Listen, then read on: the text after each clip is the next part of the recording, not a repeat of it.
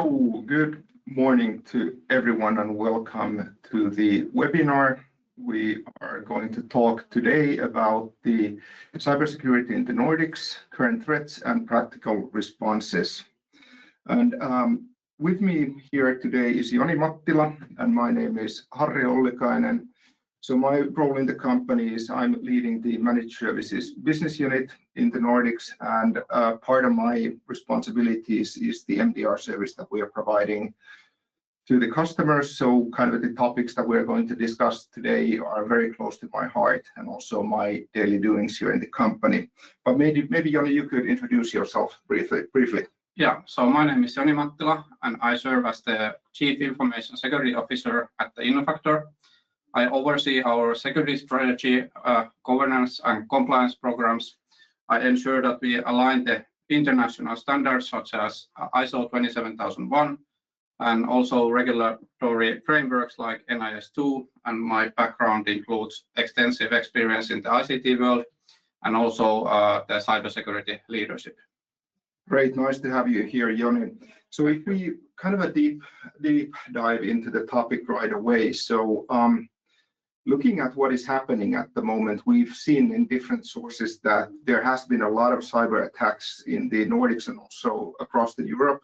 So how do you see the overall cyber threat situation in the Nordics right now? Yeah, I see that it has been increasing in activity all along. So there's lots of automation attacks happening.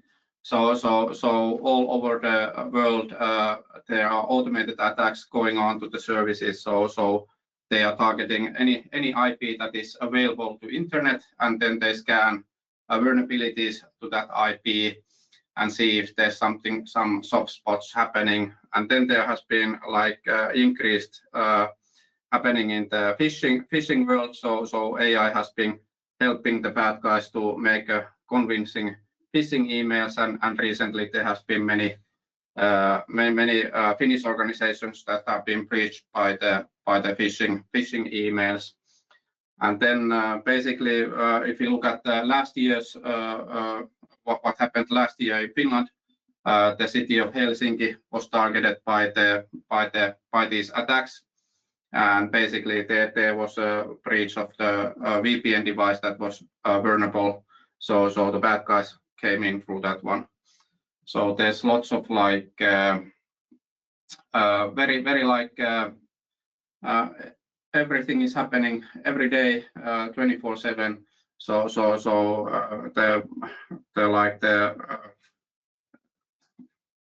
there's lots of like activity here like very recently, but it has been happening of course all the time. But I think now like they are very automated, so it doesn't matter what time is, so attacks are happening all the time. Yeah, I've seen the same kind of let's say activity when it comes to our services, that a lot of things are happening at the moment, and it's kind of good to understand that the threat situation is not really that positive at the moment. But hey, you mentioned the phishing, so there has been a lot of also news about this. I mean, phishing attempts, but how do you see that the organizations can be more well prepared to different kind of let's say phishing attempts, and how do you make sure that the employees or individuals in the company are prepared?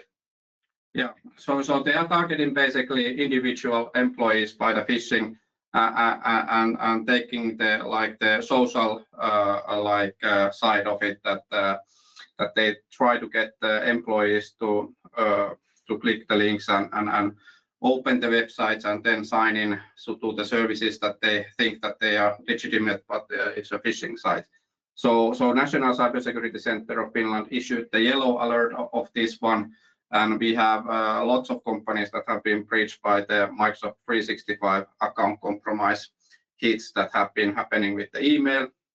So as it is happening with the email, I would start with the awareness training, basically that is happening in the email. So I would start like this simulated phishing emails, so that they like copy basically what the phishers are actually sending at the moment. They look the same and same looking like emails, and basically when the employee gets phished by the company, it's a safe phish, so it doesn't breach the company. But then if they are phished, they would receive training that would educate them like how to handle the situation, because sometimes the security training that we provide like yearly, it's not enough. You maybe forget it at the half a year that it has been safe, or you don't look the messages that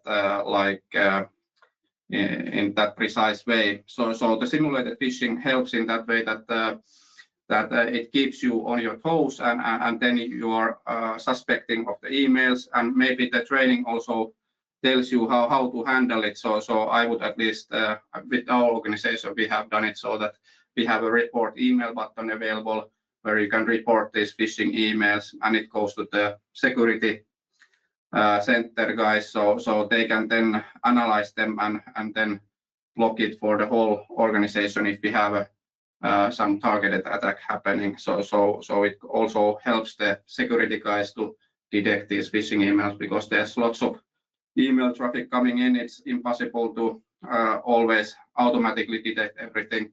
So the employee can also help the security guys to catch the messages and save the company also that way. Yeah, and I have to say that when looking at the simulation emails that are sent to our employees, I mean, some of them are actually quite sophisticated nowadays, so it's not so easy to, let's say, see that or identify that it's actually a simulation, that it's not a real phishing email. So that's actually a very good thing. So talking about AI, because it has been a lot in the news also, and I mean, AI has quite many implications to businesses, but how do you see that AI is impacting the cyber attacks? Yeah. So in a phishing world, it helps them quite a lot. So if you're a native Finnish talker, you can recognize that who is sending email to you in Finnish, that it's an actual Finnish person. But with the AI, recently these clumsy translated Finnish phishing emails are now very good looking. So you can think about that. Hey, this is a Finnish person that is sending me the email, because it can catch those how to write the Finnish in perfect way, and the phishers basically can just prompt the AI that, hey, create this as a Finnish talker or Swedish talker or Nordic talker, and then it's much more convincing email. And then they basically have lots of data points to gather. So we have LinkedIn that has all your company persons there, your work titles and your managers and everything. So they can just download all the data to the AI and, hey, create me a very convincing phishing email to this person and this and this. And so it can create very convincing emails, and it will be personal to you maybe, because previously it might not have been that personal, because it was very hard to do the data like attachment that it has all the data points. It was manual work, but now with AI, you can just automatically ask it to like combine all the data and make the attack much more better. And as we see the Microsoft 365 breaches, that the emails are very convincing. So it looks like a legitimate email, and that's why people are falling to it. So AI is helping in that one. And then in the other cyber world, so if there's a vulnerability, it's released today. Maybe there's no proof of concept yet, or how to publicly like exploit it. But with the AI, you can just put parameters there, put the product name there, and it can help you like in the initial like proof of concept phase, that it can help you create the how to exploit the current vulnerability before it's patched. So sometimes vulnerabilities are announced and they are not patched right away. So AI can help the threat actors to exploit it much faster and without like current knowledge of the product, because there are lots of companies are using different products. So bad actors are not that professionally sufficient with those products. Yeah. So it's much easier with the AI to help you to do this. So I guess that what is here like important is that what you said is that the attackers do not need to have any more like really high level of knowledge of things, because AI can support them in doing the actual attacks. Yeah. But all right, okay, we talked about that there has been a lot of activity when it comes to different kind of attacks. So do you see that there is kind of a specific sector or industry segment that is more prone, or let's say in the kind of interest of the hackers in general? Yeah, I think at least in Finland, I think that there's no specific sector that is hit the worst way, but I think lots of sectors are being targeted with at least the phishing attacks. So the Microsoft 365 account breaches has been like many companies have been breached by that way now in Finland. And also, but there are also, of course, national threats that are like checking the soft spots. So there are those social engineering like hacks that basically young kids are using the TikTok. So they are doing these TikTok challenges, and maybe they offer some money if you go to some place and take pictures physically. And do that kind of stuff, and then we see also not in Finland but in Poland. Recently there was a massive cyber attacks targeted the municipalities. So they targeted the water systems. They changed the PIN codes there, operational parameters to dangerous levels, and the sewage treatment plants were also compromised through the control system. So there's like threat actors are all the time like checking if there's some spot in the internet that we can reach, and then use it at the opportunity time. So it might be that you have a hole in your system, but it's not right away attack, but they wait for the good time, like we had those NATO meetings in Finland, and then there was like increased cyber activity at that time. Yeah.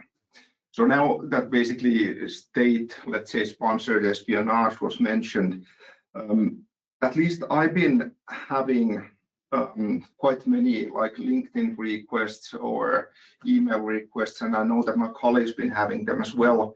I mean, most of the incoming requests are that can you basically attend to a paid consultancy meeting. So can you tell a bit more on what is behind these requests? Yeah, so basically this kind of like espionage is very invisible to the organizations. It doesn't happen in an email, or it doesn't happen in Teams, or that way it's happening in LinkedIn and WhatsApp and other channels. And basically usually there's someone, maybe it's an intelligence officer or someone acting on behalf of those, and they approach the target of the company. Maybe it's a supply chain like attack, basically that you are working for a company that works for a bigger company that works for a company that works with the F-35 fighter jets. So there might be a longer target path that is not visible to you when you receive such messages from there. So there might be like that they target you, and they ask to write a like report, something that you know, or something that you can reach from a public source. It's very easy task that you can do, and it doesn't take that much time, and then they might reward you with money, and you get the money. But basically there's someone behind it. So it's so usually it's China or then also Russia.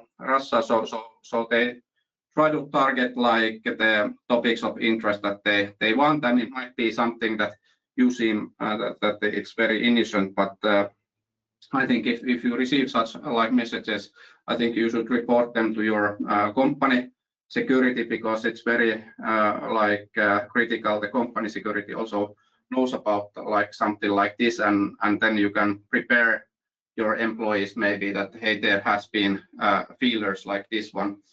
And then I would also the national intelligence service in Finland, the Supo, is asking also that you would contact them if you receive such notices, so the national security can take care of it. But so it might be a very innocent like sounding offer that, hey, come do this and give me a report of this one, but it might get to the point that it will ask something or company secrets or something related somewhere. You might not seem that it's connected, but once you combine lots of data that you receive multiple companies, you can get like very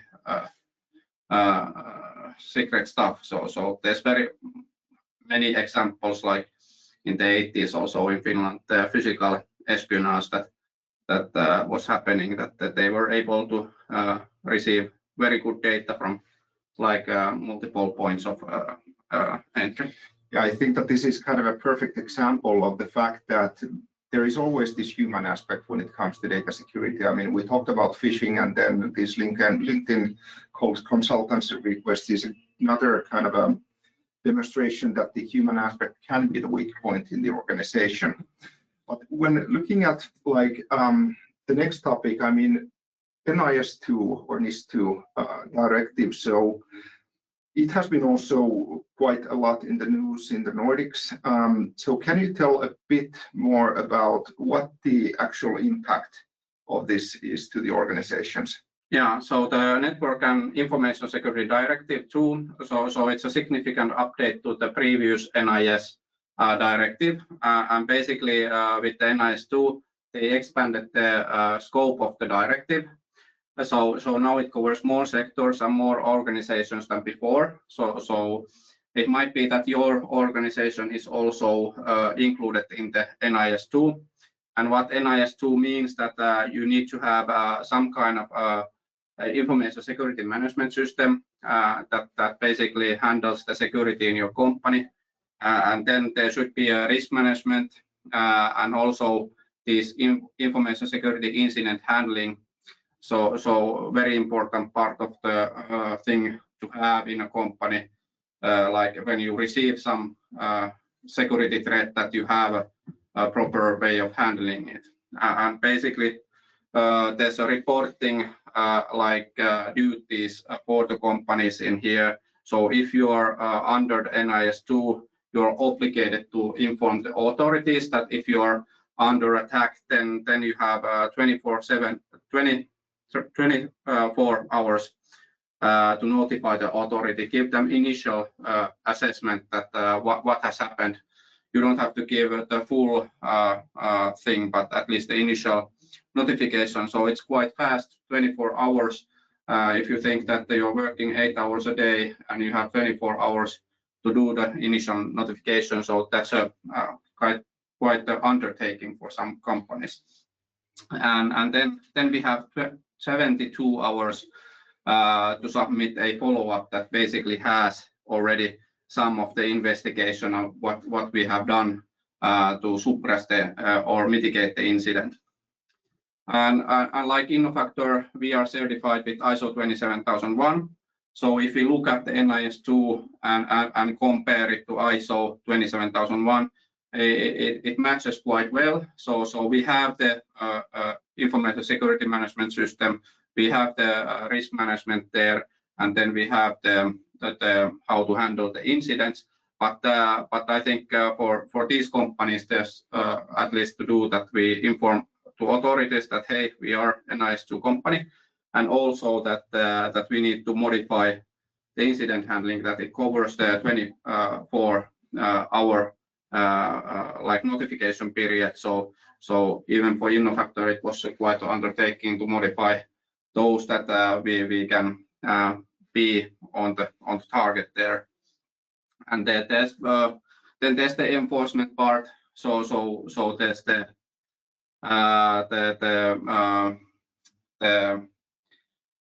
you can get these penalties if you don't comply with NIS2, or if you don't inform that you are NIS2 compliant. It might mean that it's 2% of your total worldwide annual turnover. So it's not just your one of your daughter companies, it's your whole organization that takes the hit. So it's maybe on the safe side, I would just go and see if my company is NIS2 required and do the actions there. Hey, good. So when thinking about detecting threats, so we could touch briefly on the managed detect and response services, meaning the MDR. I mean, how do you see the role of MDR in the organizations? I think it's a big part of the what needs to be what the organization need to have. So if you look at the Helsinki case, there was lots of like logs that there were information that something was happening in the system. So in case of an attack, it's important you have all your devices collecting logs. But what the MDR does, it collects the logs into the centralized system. So if like attacker comes and attacks one of your devices, if I would be an attacker, I would just clear the device logs and you don't have anything to investigate anymore after that. So, but with the central log collection, basically you keep those logs safe and secure, and you can come back to it after attack has happened, or you have prevented an attack, and then you can investigate what has happened. But also the MDR helps with the monitoring. So there's lots of devices and lots of services that create very much like log events.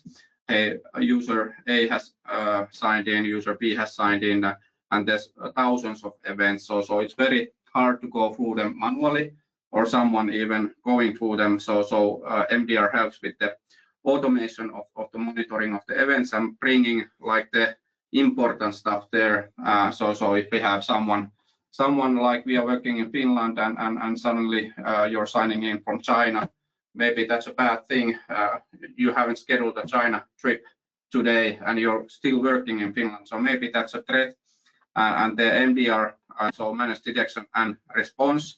So the response part might be that, hey, we lock your account for the time being and see that maybe you have fallen into phishing and gave your password, and the Chinese is now signing in with your account.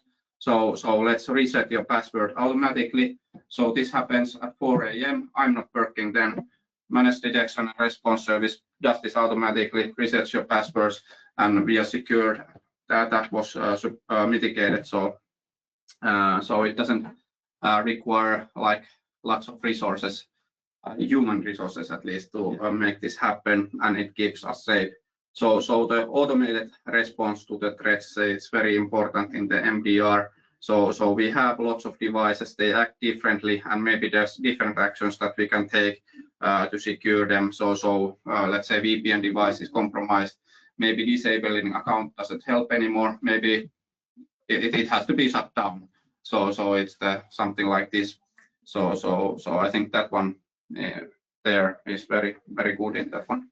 Yeah, and also, I mean, automation can take care of a lot of the kind of things that are happening when it comes to the response part. But then again, like in our case, the service that we're providing to our customers, I mean, our MDR, it's manned like 24/7 because you never know what happens. So we have the ability to respond to different kind of situations around the clock. Yeah, there's always the human element that even though automation might take care of everything, human eyes can still, or human mind can still detect something that the computer doesn't. So I think the keeping humans in the loop is very critical, but it's very, very expensive to do as a company yourself. So hiring people to be 24/7 monitoring. All right, we need to leave a couple of minutes to the questions, but we've covered kind of really many topics today in a short period of time. So what would you say that are the, let's say, 3 most important recommendations you could give to the audience here that they can, let's say, use in their daily lives to protect the organizations against cyber threats? Yeah, so the cyber threats never sleep or take a break. So I think if you have any services or any devices that you have in the internet, so it's available that I can just Google them and go to them. Basically, they are being targeted by the automatic attacks. So of course, the software nowadays, it comes in updates. So I think it's very critical that we patch very aggressively, so we cannot wait a week time to patch some device. I think it's better to patch it right away, even though it might mean that the device itself will break and we have a service outage, but it might be smaller damage than having a cyber attack that breaches our resources. So I would patch like firewalls, VPNs, and whatever services we have on internet. When a critical vulnerability at least comes, I would patch it right away. But anyways, I would have them like very quick schedules there, and then like we talked about, the Microsoft 365 platform is being targeted by the massive phishing attacks in Finland and also other Nordics. So I would harden these cloud services. By default, it might be very susceptible to phishing, but if you harden these environments, make the in Microsoft world, you can do a conditional access where you can make risky signing enabled. So basically, having that you are signing in from China, it's a high risk signing event that usually you are working in Finland. So it will lock your account and reset your password right away. So hardening of the environment, and also a new technology has come in that there's a phishing resistant multi-factor authentication. You can install Microsoft Authenticator, and there you can enable passkey that currently, at least they are saying that it's not phishable. So if you enforce that one, you're phishing resistant. So it's quite effective way of shielding yourself. Then the resource monitoring comes into part. So in the Helsinki case, that there was like lots of monitoring involved, but still the attack came through, but there was no reactive force there. So it's very important you have all your resources monitored, have them logged. But I think there you should have this managed detection response service that takes action right away. So if a breach is happening, it will act even without any human interference. So it's good to have 24/7 team, but if you don't have, the MDR might do it automatically, even if you are sleeping. All right, thank you. Now we have actually 2 minutes for the questions. We have a couple of them, and you can still submit them. We can answer them as well as we can. So there was a question that when does MDR become necessary for the organizations? And I can actually answer to this. So if you are running any public services, I mean, that are open to public internet, then MDR is relevant for you. And also another aspect is that the NIS2 or NIS2 directive, if it applies to your company, then again, MDR is necessary for your organization. So that's kind of a simple answer. And also, I mean, if you don't have the capabilities in your own organizations to run the MDR, then there are options like Innofactor to kind of support you in this on 24/7 basis.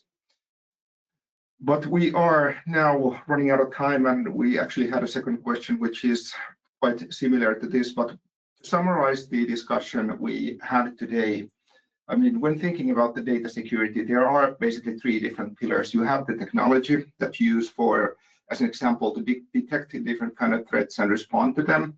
Then you have like processes on how you actually like patch your different hardware that you have and keep them safe through that.